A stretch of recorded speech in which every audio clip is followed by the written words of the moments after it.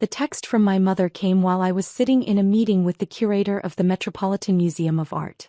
Diana, we need to talk. Your father and I need money for Vanessa's wedding. You need to sell some of that art junk in your apartment. It's just taking up space anyway. I stared at the message, my jaw tightening. Across the mahogany table, Dr. Catherine Morrison was explaining why the Met wanted to acquire my entire collection of contemporary Southeast Asian art. The pieces you've curated represent the most comprehensive private collection of emerging Vietnamese and Thai artists in North America, she was saying. Our preliminary valuation places the collection's worth at approximately $8.3 million. My phone buzzed again. I'm serious, Diana. We're $15,000 short for the venue deposit. You have all those paintings just sitting there. Sell a few. Help your sister. I silenced my phone and refocused on Dr. Morrison. I understand this is a significant decision, she continued. The Met is prepared to offer $8.3 million for the complete collection, with the stipulation that it be displayed as the Diana Chin Collection of Contemporary Southeast Asian Art. Your name would be permanently attached to this exhibition. My phone vibrated continuously. I glanced down. Mom had sent 5 more messages, each more insistent than the last. The final one included a screenshot. She'd posted photos of my paintings on Facebook Marketplace. Abstract art, $100 each or best offer. Help my daughter declutter. Great for dorm rooms. I felt my blood pressure rising. Those dorm room decorations included a Nguyen Van Quang original that had been appraised at $340,000 just last month. Dr. Morrison, I said, my voice tight. Can we continue this tomorrow? I have a family emergency. Of course, she said, concerned. Is everything all right? My mother just listed my art collection on Facebook Marketplace for $100 per painting. Her face went pale. The collection we've been discussing? The one worth $8 million. That would be the one. I was 29 years old. For the past 7 years, I'd worked as an art acquisition specialist, traveling throughout Southeast Asia to discover emerging artists before the mainstream art world noticed them. I'd built my collection carefully, methodically, using my salary and bonuses to purchase pieces I believed in. My family thought I bought pretty paintings from street artists during my travel phase. They had no idea I'd built one of the most significant private art collections in the country. They had no idea major museums had been courting me for 2 years. They definitely had no idea that Sotheby's was preparing to feature my collection in their autumn catalog with an estimated auction value of $12 million. I tried to explain my work to them multiple times, but my mother always cut me off with, "That's nice, dear," before changing the subject to my sister Vanessa's accomplishments. Vanessa was 26, worked as a pharmaceutical sales rep making $65,000 a year, and was engaged to a dentist named Brad. My parents treated her like she'd discovered the cure for cancer. I took a cab directly to my apartment in Brooklyn. The door was unlocked. My mother was inside with Vanessa, literally taking paintings off my walls. "What are you doing?" I said, my voice dangerously calm. "Oh good, you're here," Mom said brightly. "Vanessa and I are helping you clean out all this clutter. I've already gotten 3 messages on Facebook from people interested. Put those down. Now." "Diana, don't be dramatic," Vanessa said, holding a small canvas by Tran Thi Phuong. "These are just hobby paintings. Mom's right, you have way too much stuff in here. And we really do need help with the wedding."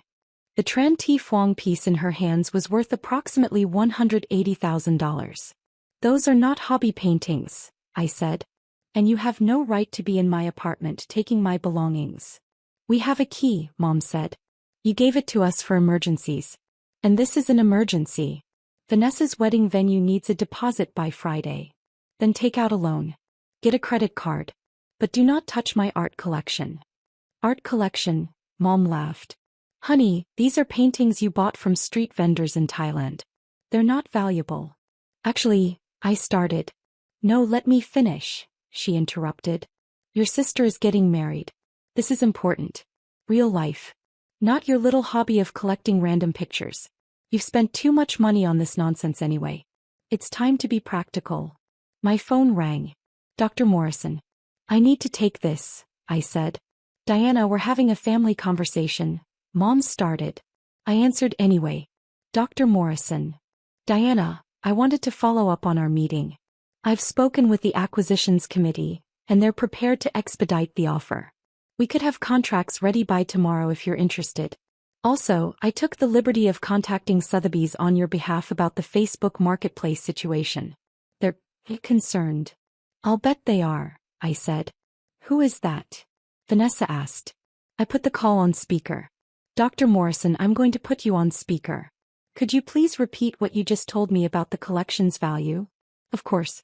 The Metropolitan Museum of Art is prepared to offer $8.3 million for your complete collection of contemporary Southeast Asian art.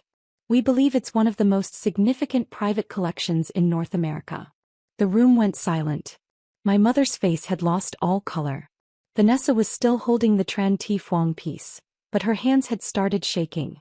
Additionally, Dr. Morrison continued, I should mention that Sotheby's has been preparing your collection for their autumn auction, with an estimated total value of $12 million.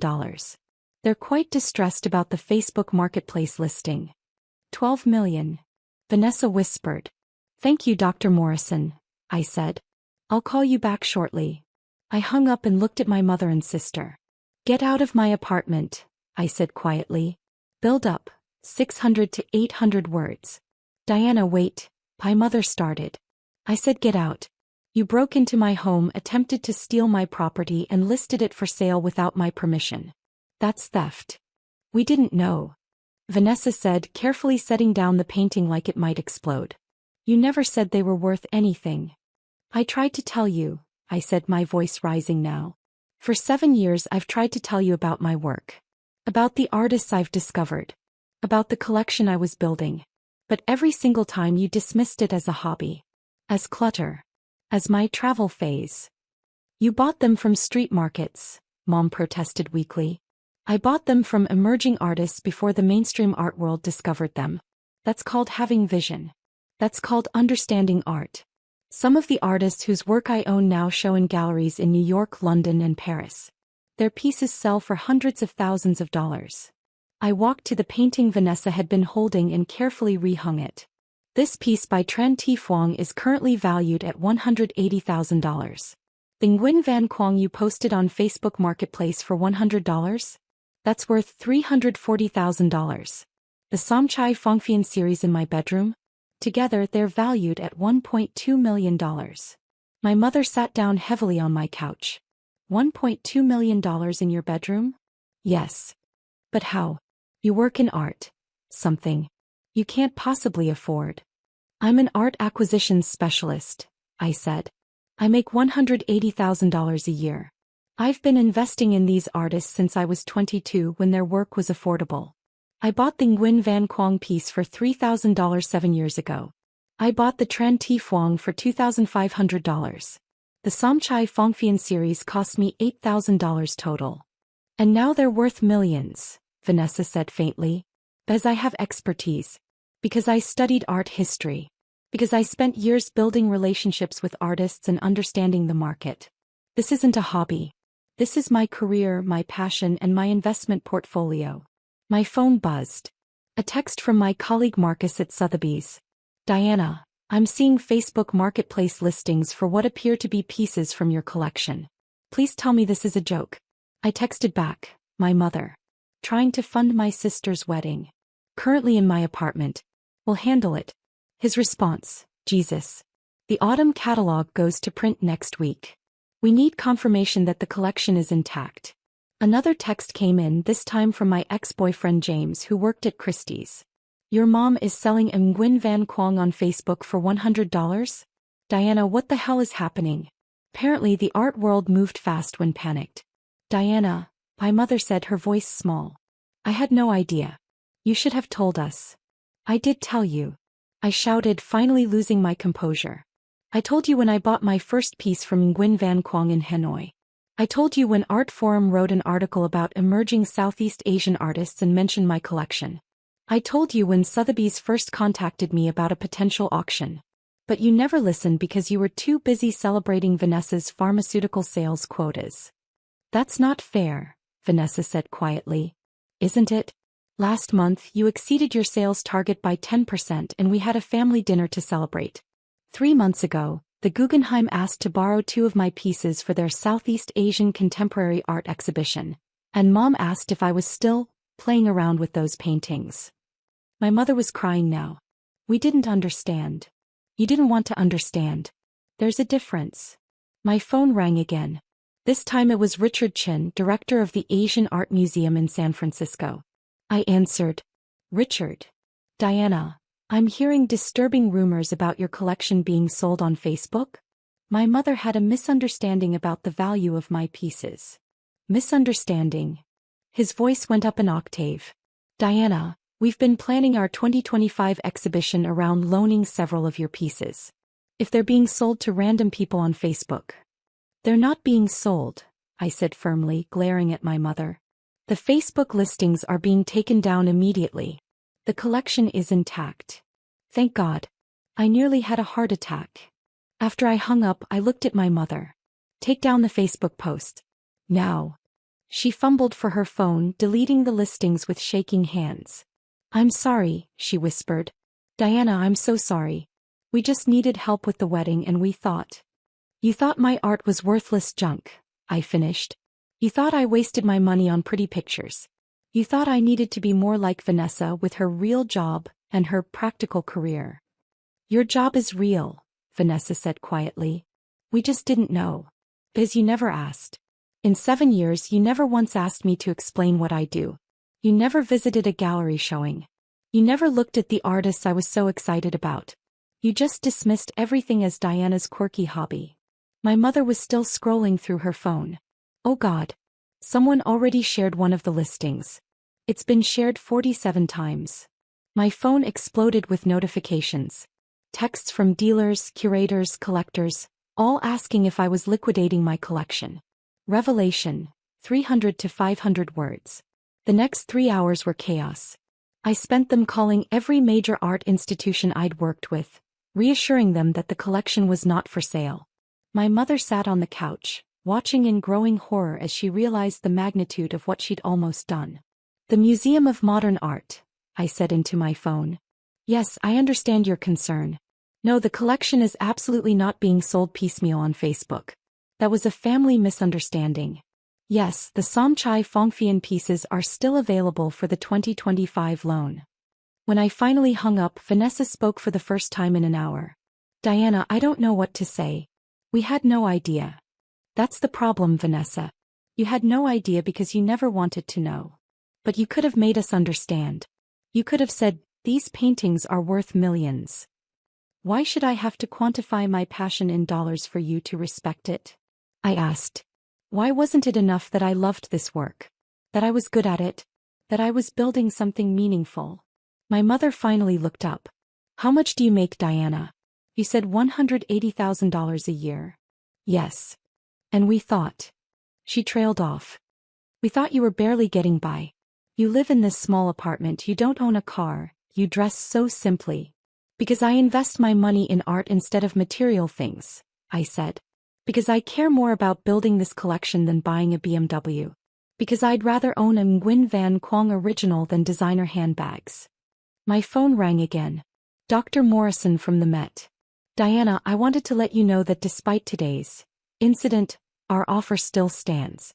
$8.3 million for the complete collection with permanent attribution to you. Thank you, Dr. Morrison. I'm still considering it. There's one more thing, she said.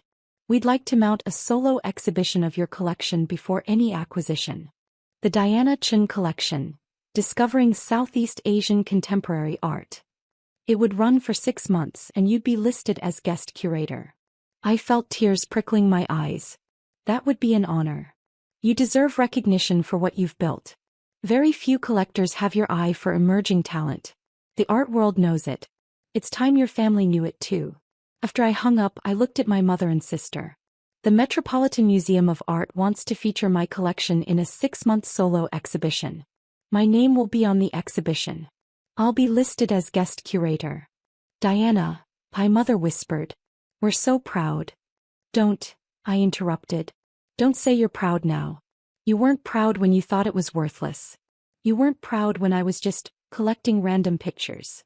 You're only proud now because someone put a dollar amount on it. Resolution: 300 to 500 words. Vanessa stood up. You're right. You're absolutely right, and I hate that you're right. I looked at her surprised. We've been awful, she continued. Not just today but for years.